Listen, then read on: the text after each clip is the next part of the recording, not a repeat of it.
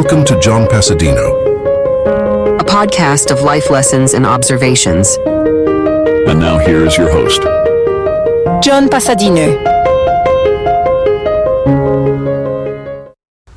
Hello, friends. Yes, it's John Passadino, johnpwrites.com, as in John Passadino writes books, articles, blogs.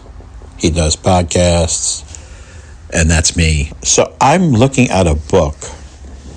The subject of today's podcast is a book called Meister Eckhart's Book of Secrets, Meditations on Letting Go and Finding True Freedom.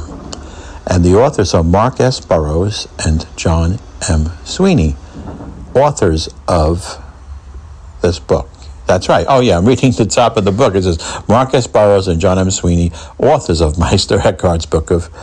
Oh, they're also authors of Meister Eckhart's Book of the Heart. I get it. Duh. Okay.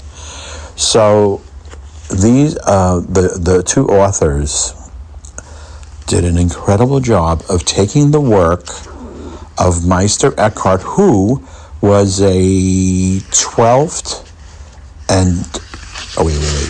Let me look at the back cover, the liner note. It says Meister Eckhart 1260 to 1328. So he was 13th into 14th century. Dominican priest, theologian, philosopher, and mystic. I have to tell you, if I had to do it all over again, which I really don't want to or need to do, I'm okay with the way things went with my life. I'm very fortunate. But I would say that I would love to have that moniker. The theologian, he was a priest, but he's also a theologian, philosopher, and a mystic. Wow.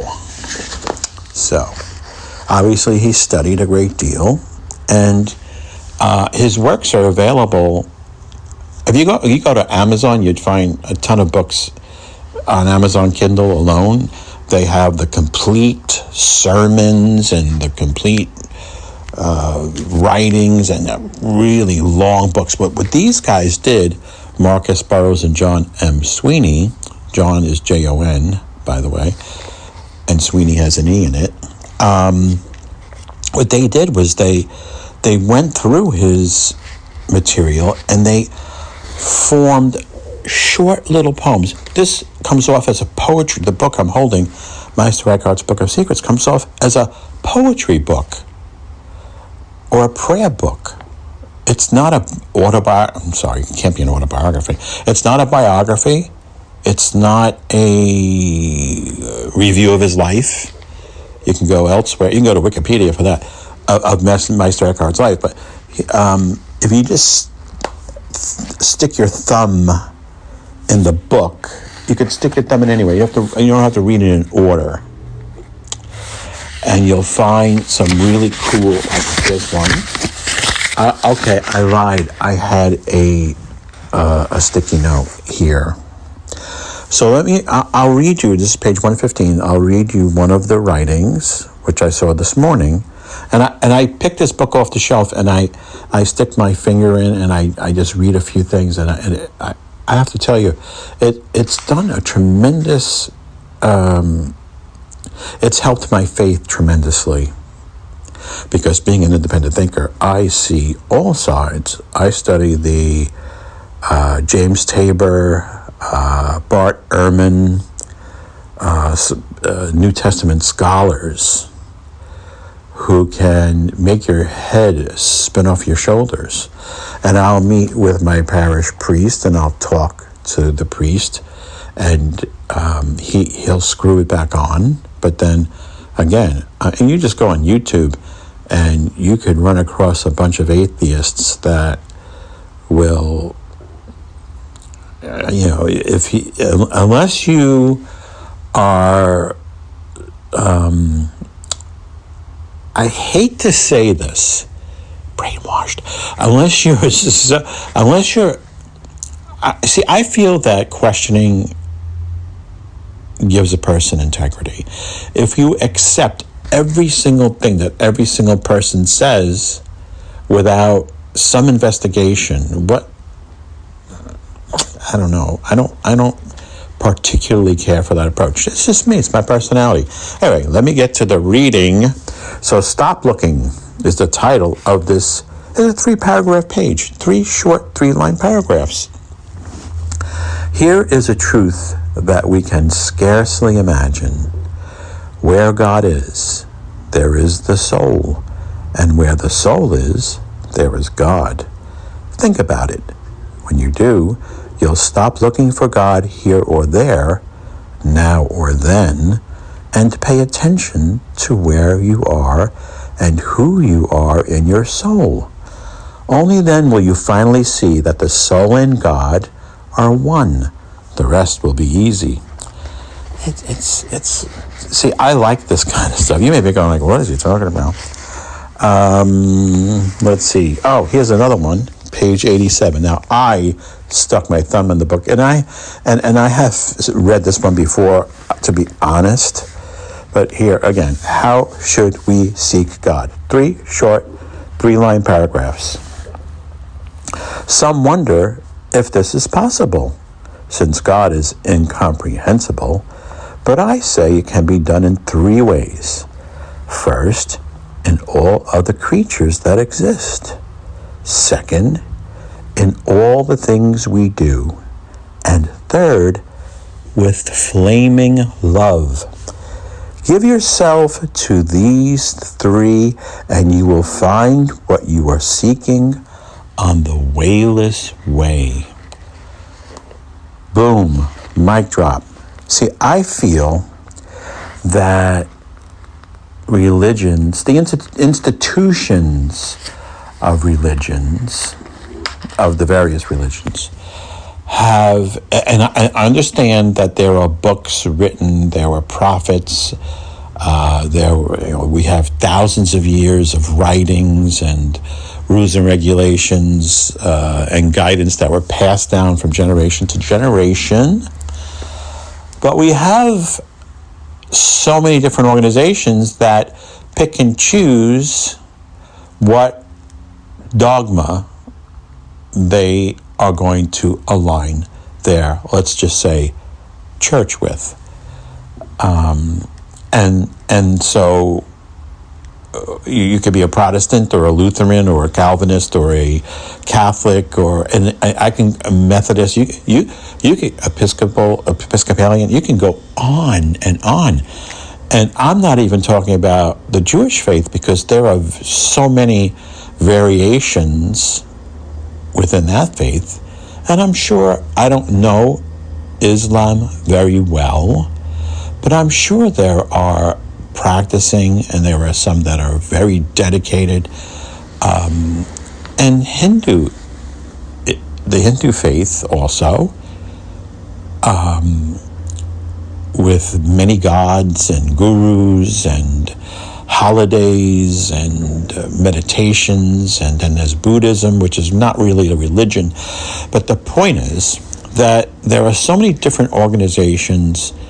Some people feel, I mean, at one time, I grew up a Catholic, so I was very comfortable with the Catholic faith. This was the faith. That's it. There was nothing else.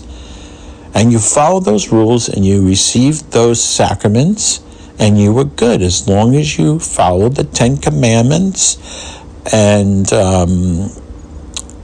loved one another. And it was pretty simple, pretty basic.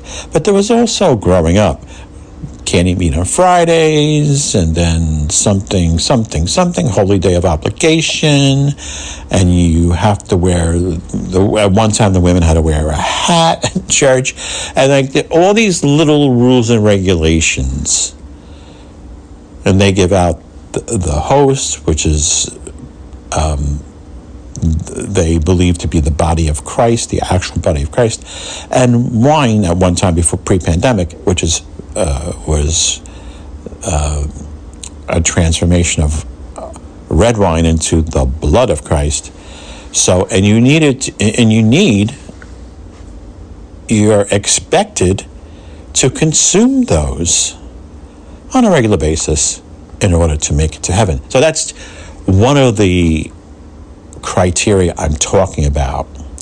And so if you look across all of the religions, and I'm going to say they cherry pick because they have leadership. Like, for example, the Catholic Church has the Pope. And every faith has a leader and a structure. Whether it just be a small non-denominational church, they have a lead pastor. They have a group of people that make decisions on the guidelines and how they go about their worship and prayer and all that. So anyway, that can get mind-boggling to somebody, especially when you're living your life. You're going through life day to day, and you're seeing sickness and death and suffering, I'm laughing because I'm only laughing because it sounds so silly to be so full, so dedicated to a faith and to see all this carnage around you, and just let it go. And that drives me crazy. My biggest issue is human suffering. With every faith, with every religion, I'm not going to go, I'll go into it another time. But getting back to the book, I read when I'm feeling so down about it all and saying, where are you, God? Why aren't you taking care of these people who are starving, who are getting bombed, who are in the middle of a revolution, who have cancer and leukemia, and on it goes. And I read this, and it says very simple. 3 things. God is in all the creatures that exist. It's in all the things we do. And 3rd, with flaming love. That's how you seek God. It's that simple. Okay, I'm not answering the question why there is human suffering. I know that. But this book brings me into the moment, and it simplifies faith to me. I'm flipping through. What is this? A mirror. Now, I haven't read this one. I honestly, page 45. A mirror is the title. Stay close now. Do not go far from here, for God is only as close as a mirror. And if it falls, so falls the image that once appeared there. Boom. See, I think that is really cool. Think about it. Don't think too much, because the point is not to think too much. But the way I look at things is we overthink. I overthink. I know that. If you simplify it down to God is all around us, and we only need to follow a few simple rules. Well, not even rules. We need to take a certain approach to life, and that is to respect all living creatures and people, and to love as much as we can. Now, that word love is bandied about so much. There's romantic love, there's caring love, there's falling in love, there's I love you, but I don't get along with you. I love you because you're a family member, but I only want to see you on the holidays. I love you as a friend, etc. So here's another one. No, 163. Wait, did I read this before? Where is God? All right, let me try that. No, I think I might have read that. No matter how small, this one is on page 163. Whatever comes to God, no matter how small, will be changed regardless of how small or insignificant,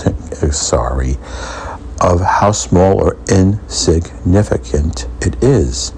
If we bring it to God, it can't be lost and won't be squandered, no matter how small. So some people may be going, like, this guy, was roaming around in the forest saying these things, and it was easier for him because he was in a monastery, and all he had to do is like sit and write with a feather and some dye or whatever on parchment paper, and he was able to stay within the monastery, and he saw peace, and he prayed and meditated all day. So it's easy for him to say, but you go out into the world, you try to climb the corporate ladder and have people sabotaging you. You get harassed. You get bullied. You find a lump that's possibly malignant. Your cough turns into something really bad, and it's COVID-19, and you have to go on a ventilator. I mean, it goes on and on. A car T-bones you, a drunk driver hits you in the back. I can go on and on, but I won't. I'm just going to read one more. The Suffering Man. All right, 160. The Suffering Man. Have you heard about the man who went to a holy father to complain that his sufferings were great? Oh, this could be good. That's me talking now, because I was talking about suffering. All right, let me start again. Have you heard about the man who went to a holy father to complain that his sufferings were great? Do you want me to ask the Lord to take them from you? The holy father asked. No, not that, said the suffering man. They are good for me.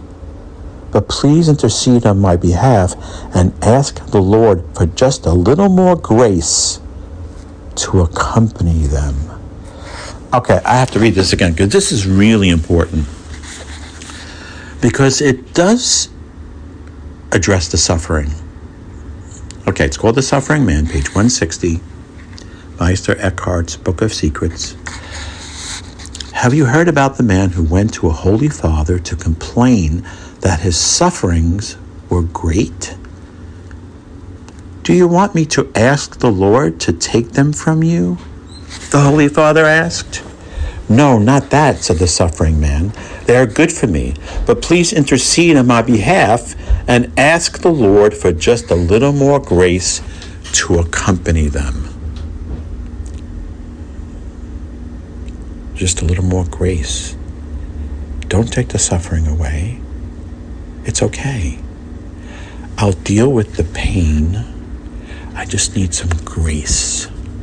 Now, I'm not saying that you have to lie on your deathbed.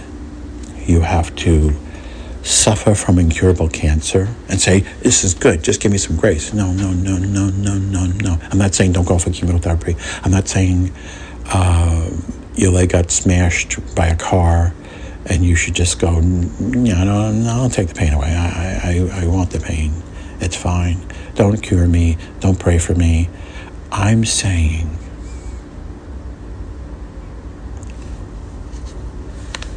what I believe this is saying. It's about humility. It's about acceptance and knowing that life does bring suffering. So let me carry it with me, because I have to, with grace. With grace. This has been John Passadino at the John Passadino Show with your announcer, John Passadino, and your crew, John Passadino. And you can find my work at johnpwrites.com. I write fiction, I write nonfiction, I write theatrical scripts, pretty much very diversified. And then on medium.com, write self-help, memoir, and comedy, lots of comedy, big beautiful comedy.